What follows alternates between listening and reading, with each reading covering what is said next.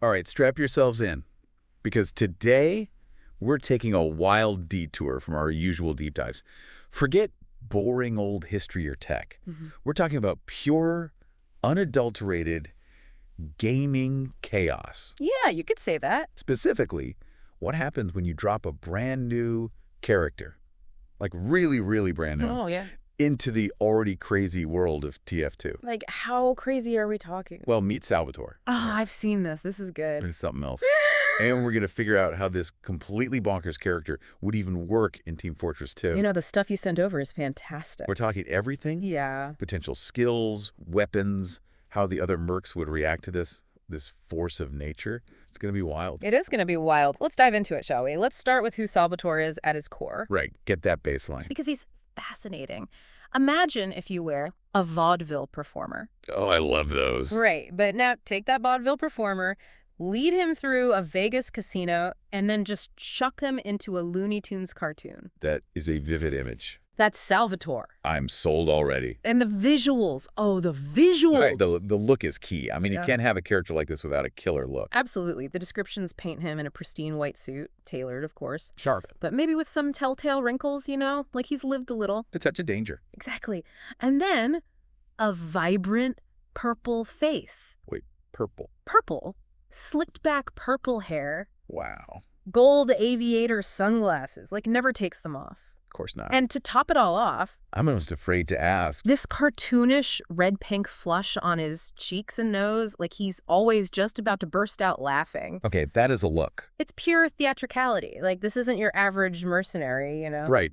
Definitely not just another gun for hire. And that whole vibe, the showmanship, it feeds right into his proposed TF2 class, which is, drumroll please, Trickster Utility Disruptor. Ooh, Trickster. I like it. Fits that vaudeville image perfectly. Right. But Utility Disruptor, what does that even mean on the battlefield? Yeah, break that down for us. What would Salvatore actually do in a match? Think mid-range chaos. Ooh, I like where this is going. He's all about sowing confusion. Supporting his team, yeah, but in the most ridiculously over-the-top ways you can imagine. Picture this. Incredible agility, dodging bullets like it's nothing. Matrix-level stuff. Even better, he's fast. Not quite scout fast, but definitely faster than spy. Got it. Nimble. Nimble is the word. And health. 125 to start. Could go up to 150 with the right gear. So not a tank. No, not built to take a beating. He's Right. got to rely on not getting hit in the first place. Evasion and surprise, huh? Exactly. Yeah. Now, no TF2 merc is complete without a killer catchphrase. And Salvatore, he does not disappoint. Hit me with it. They say life's a gamble, good thing I'm the house. Oh, that's good. Confidence, a little bit of cockiness, and a big hint that his playstyle, while chaotic, can really mess with the enemy team. Perfect. Now let's talk weapons. What does Salvatore bring to the party? All right, we're talking primary weapon. We're talking the butterfly kiss. Okay, that sounds elegant. It's an oversized butterfly knife. Wait, oversized. Oversized. Think stage magic crop. I'm seeing it. And, well, it is a melee weapon, naturally. Gotta get up close and personal. But it has this amazing charged ability called Cartoon Slice. I am intrigued. Tell me more. Picture a lunge, blazing fast. And it doesn't just hit the enemy, it phases right through them. Whoa. Ghostly. Right. But here's the kicker. It leaves them with a slip-on banana debuff. Are you serious? Like they actually... A slip and fall if they try to run. For a short time, of course. That is pure, unadulterated cartoon logic. I love it. Right. And backstabs. Oh, yeah, gotta have those. Which was not a spy instant kill. Right. Different vibe. Instead, it scrambles their HUD. 5 seconds, total chaos. Imagine your aim going haywire, jumping when you meant to crouch. Frustrating. Disorienting. And the flavor text for the butterfly kiss. Let's hear it. It ain't the kill, it's the comedy. Perfect. Gets to the heart of it. He's all about messing with people, creating chaos. Yeah. You know, not just racking up kills. I love it. Secondary item, then. What's he got? The slick shades. His signature aviators, naturally. They gotta be more than just a fashion statement, though. Of course. These babies are both passive and active. Multifunctional shades. I like it. So passive, double tap any movement key. Okay. Boom. Toon dodge. Ooh, love the name. Short directional dash gets him out of trouble. So he can just zip around the battlefield. He's got a short cooldown, though. Can't be spamming it every second. Keeps it balanced, I get it. And here's where it gets really Looney Tunes. Activate Toon Dodge mid-jump. Oh, tell me this is what I think it is. 50% chance to flatten out, like a pancake. Avoids projectiles entirely. Yes, just like those old cartoons. Complete with the squish animation, and the enemy sees a white flash, like a miss effect. That's brilliant. And the flavor text. Guns are scary. Good thing I'm scarier. Love it. Turning the tables through sheer absurdity. It's perfect. He's basically weaponized cartoon physics, right? Okay. Tertiary slot. This one's a doozy. All right, lay it on me. What's he throwing? Loaded dice. Throwable. And it bounces Like dice. everywhere. Totally unpredictable. The outcome? Depends on the roll. So it's a gamble every time he uses. Exactly. Roll a 1. Mm-hmm. Useless confetti explosion. Purely for laughs. Of course. Gotta have a dud. But rolls 2 through 5. Knock back to anyone nearby. So potential for messing up positioning or sending someone flying off a cliff. You got it. And then there's the 6. The Holy Grail. Spawns a decoy Salvatore. A copycat. Exactly. 5 seconds. Moves like the real deal, but can't do any damage. Distraction. And confusion. The name of the game. Now, back item. Every good mercenary has some gear. What's he looking around? The gag bag. What? Small duffel bag, overflowing with, well, gags. Give me some examples. This sounds fun. Think rubber chickens, fake dynamite with huge fuses, spring-loaded boxing gloves, the works. This guy's a walking cartoon. He tosses it, out pops a random prop, buff for allies, debuff for enemies. Like a Gerard or Mad Milk, but But way more chaotic. You never know what's going to happen. it's beautiful. Okay, let's move on to cosmetics. We've talked default look, Yeah. but TF2 is all about the customization. You know, we've got some ideas that are just perfect for him. For a hat, the High Roller's halo, spinning crown of poker chips and dice floating above his head. Oh, that's good. I can see it now. Then there's the Vegas Varnish, misc item slot, custom white tuxedo jacket with those shimmery lapels. Nice, nice. And get this, the lapel rose, it occasionally spurts water. A classic. Subtle, but so funny. It's all in the details. And for another miss slot, the Jester's Jackpot transforms his butterfly kiss into a playing card just during taunts or idles, like some of Spy's fancy knives. Visual flair. Love it. Of course, we can't forget unusual effects. The bread and butter of TF2 fashion. Imagine Haunted Mirage. His whole silhouette shimmers like a heat wave. Adds to that elusive feel. Ooh, spooky. Then there's Cartoon Kaboom. Little comic explosions popping up behind his head every time he crits. Classic. Snake eyes. 2 glowing dice rolling above him, always rolling, then vanishing. Ooh, that's creepy and cool. And finally, Looney Trails. Every time he moves fast, it's like a sparkly afterimage or maybe a puff of colored smoke. Perfect. So much potential. And of course, we got to have the holiday cosmetics. It wouldn't be TF2 without them. Absolutely. Scream Fortress. We got the ghosted grin. Translucent skull pops up over his face just for a second after a taunt kill. Nice, a little spooky. For Smithsmith, Tinsel Tycoon. Super glitzy Christmas tuxedo. Red and gold, the works. Oh, I love it. Vegas Christmas. For summer, it's Lounge Lizard. Huh. Hawaiian shirt, but still with those aviators. Got to stay cool. And for April Fools, oh, this one's good. Tunified Terror gives his model that stretchy, rubbery look. Like those old cartoons. Exactly, he just bounces and wobbles constantly, even standing still. It's too good. Okay, more weapons. We talked about the butterfly kiss, but what else could he use for melee? How about the Showstopper Shiv? Another butterfly knife, but way more flashy. Like it's radiating sparkles. Ooh, I like it. And the inspect animation, he twirls it dramatically, blows a kiss at the blade, and goes, mwah. Very Salvatore. And of course, some strange skins. Blood-soaked ace, got a playing card suit etched on it, all bloody, and the glitched glamour leaves a trail of rainbow static when it swings. Nice. Subtle but effective. And what about that throwable gadget? The stage fright. It's a pie. A pie. Pie, like the kind you throw in someone's face. Elastic. Explodes on impact, cloud of glitter, puff of stun gas. If you get a direct hit, Ooh, what happens? they slow down. Like Mad Milk. Right. But also there's this laughing sound effect, plays over their character. Adding insult to injury. Exactly. Mhm. Then, of course, there's the gag bag with its, well, gags. But, thinking about it, there are other weapon effects that would fit Salvatore perfectly. Imagine laugh track, kill streaker. Okay. Every few kills, a burst of canned laughter. That is so mean. Or misdirection, killed enemy, the ragdoll spins around like a roulette wheel. Oh, I like that one. And grease lightning, temporary melee speed boost, but only after a successful toon dodge. So, Got to be quick on the draw. Exactly. It's all about those quick follow-up attacks. Rewarding skill. And for Halloween, remember the showstopper Shiv? Yeah. It gets a makeover, becomes the honk or haunt. Ooh, spooky. Not a knife anymore. It's a creepy Jack-in-the-Box. You crank it, backstab, clown puppet pops out, honks, blood splatters everywhere. That is horrifying. And hilarious. Scream Fortress in a nutshell. Okay, let's talk gameplay for a second. What are Salvatore's strengths? What makes him a real threat? Well, first off, he's unpredictable. His movement, his abilities, it's all designed to throw the enemy off. Right. It keeps them guessing. And he can disrupt, like really mess up enemy formations, knockbacks, slips, those crazy backstabs that scramble their controls. He sounds like a nightmare to deal with. And don't forget the toon dodge. He can avoid so much damage with that. Get in, cause mayhem, get out. Exactly. Hit and run tactics taken to a whole new level. All right, but every character has weaknesses. What are his? Well, first, low health.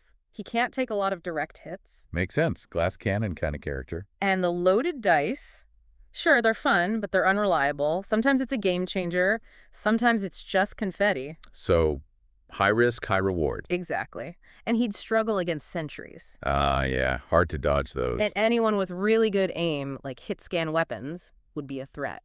So he needs to stay mobile, keep things chaotic. Right. Tight spaces, bad news.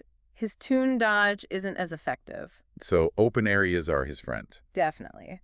Flanking, hit-and-run tactics, that's where he shines. Now, you mentioned he's got this unique ultimate ability. Oh, yeah. The fourth wall break. This one's special. I'm listening. It's a taunt. 90-second cooldown. Okay. Here's what happens. He turns, walks right off the screen. Wait, literally? Gone. 3 seconds later, he reappears. Random location.